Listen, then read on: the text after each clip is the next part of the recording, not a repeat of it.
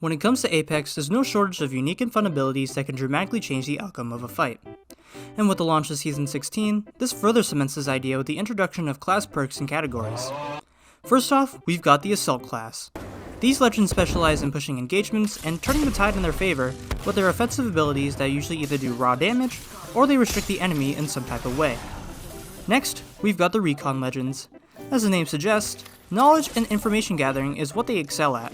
Being able to track enemy movements and positions can be vital, especially when playing in a competitive shooter like Apex. Then we've got the Support and Controller legends. These legends will usually be the backbone of the squad, and they ensure that the team is ready to fight on their own terms, whether that's making sure the squad has adequate loot, a favorable stronghold, or if the off chance something goes wrong, they'll be there to make sure you get back up on your feet. And finally, we've got the Skirmisher class. These legends are all about mobility, and in a game like Apex where movement is fluid and as dynamic as you want it to be, it's very common to see at least one of these legends on your team. But, take a closer look, one of these legends is not like the rest. I guess I'm running out of ideas. Like any other legend, Mirage has been through his fair share of changes, and he was one of the original 8 legends that the game started with. Alongside Caustic, he was one of the first unlockable legends that you could get by either grinding out the game for some time, or if you really wanted to, you could pay a minimum of $10 to get him. Well, okay, if he was one of the first unlockable characters, then he must have been good, right? Well, he definitely existed back then. And, yeah, that was about it. For a long time, ever since his release, Mirage will remain at the bottom of the gutter, as he wasn't really viable to run compared to other legends. Back then, his passive didn't even work properly, as people could still most definitely see you when you were cloaked. Eventually, his cloak would get fixed, but that still wouldn't be enough for a long time. That is, until Season 5, where Mirage would finally see a rework to his kit. Not only did these changes completely overhaul Mirage into essentially what we have today, it also even propelled him into the meta a bit, as now he was infinitely more viable due to him actually being able to bamboozle his enemies 10 times better. But as Mirage was getting better, so were the other legends, and as more and more legends were being introduced, power creep was just becoming inevitable.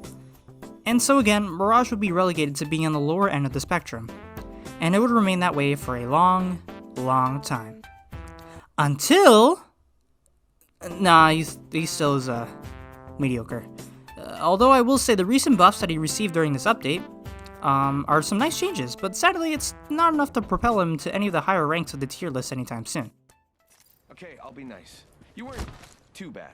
There, I said it. While he may not be the best legend in the roster, that slight rush of dopamine and satisfaction when you actually manage to completely bamboozle someone is just so damn good. Actually pulling it off though can be quite difficult at times. While you do have some control over your decoy, note that it's not fully controlled like how you can control Crypto's drone. The environment will screw you over, and well, let's just say that this can cause some strange issues. What's really great though is when the decoy stubs his toe and thus removes him from this plane of existence. Why? There's also the issue of maintaining distance so that you can actually capitalize on your bamboozling. Of course, diverting attention will always be a plus, but most of the time it'll still really amount to nothing. Or at least if you're far away. Up close, whenever it's just you and your decoy, you're risking a 50-50 chance that the enemy will choose the wrong one to shoot at. This is where the risk versus reward factor in Mirage really comes in. If you've won the lottery and your opponent is as dumb as a rock, then congratulations, you're about to gun him down epic style and you'll be able to triumph as the Mirage. But if you lose on that bet, well... But I suppose that's the fun of playing him though, am I right? At the end of the day, you're here to bamboozle someone. For many players like me, that's all we really need to have fun. Alright, so I did my hair for this. There's nothing wrong with looking good in the ring, and I look good. Now typically Mirage is pretty bad against most characters, but believe it or not, he does offer some counterplay against certain legends. In no particular order, I'll start off with Caustic and Catalyst.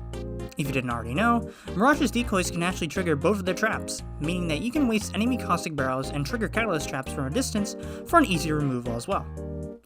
Next, we have Seer, Crypto, and Bloodhound. All their skins will include your decoys, and if you pop your ult, it can really cause some sensory overload as the enemies struggle to find which decoy you really are. I'm sure there's more, but these are the ones that I can think of at the top of my head. Then, there's also the team cops that pair well with Mirage. When Valk ulting, Mirage gains access to his skydive clones again, so he can definitely fool some people with those. Oh, and there's also Caustic and Bangalore, whose clouds and gas make for perfect cover to hide among the decoys and to cause even more chaos. Again, these are the ones I can think of at the top of my head, but honestly, if you think about it, Mirage is essentially a mediocre all-rounder. He can engage fights with his decoys, he can escape sticky situations with them, he can also send clones ahead for recon, he can sort of establish a zone with his decoys by having him literally just standing there, and finally, he also has a special revive like some of the other supports do. And I suppose this isn't a bad thing, because depending on how you play him in that sense, he can become quite a flexible legend to have on your team. But you have to remember that he's not really well suited for any of these one rules specifically, and honestly, his abilities seem a lot better for solo play. Too bad there isn't a mode where it's just you and 59 other players in a free-for-all.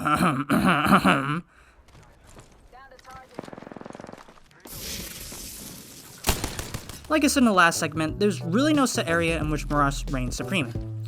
This might sound like a bad thing, but in actuality, this gives you a lot of flexibility on how you want to play. Not to mention, his tactical and ultimate have some pretty fast cooldowns, meaning that you'll pretty much have them available for any fight. So that begs the question, what's the best way to play him? Personally, I think aggression is the way to go here. In particular, I think most Mirages should try to focus on flanking while a clone serves as a distraction. After all, the best way to fight a person is if they didn't even know you were there in the first place. And okay, with all that talk about playstyles, what guns are the most suited for Mirage? Well, honestly, you can pretty much run any weapon with them as long as it's not one of the outstandingly bad weapons like a, base P2020. Again, you just have to pick whatever is best suited for your playstyle. A good place to start, though, is a combo like the R301 and the PK. Bam goes the boozle. So yeah, unfortunately, Mirage, he's just not that great. From the subpar abilities to the risk factor of the abilities even being useful at all, there's no denying that he's on the lower end of the spectrum. Does this mean that he's unredeemable garbage? No, of course not, that's far from it. There's going to be an obvious difference between the fresh install Mirage player and the Mirage player who's never stopped playing for a single day in their life. If you can find the time to really learn and master a character, then you can really make that character shine. It's this learning curve of abilities that I personally believe makes some legends a lot less picked than others, and I honestly think that's okay. And as a wise man once said, "You kill me, you're better. I kill you, I'm better."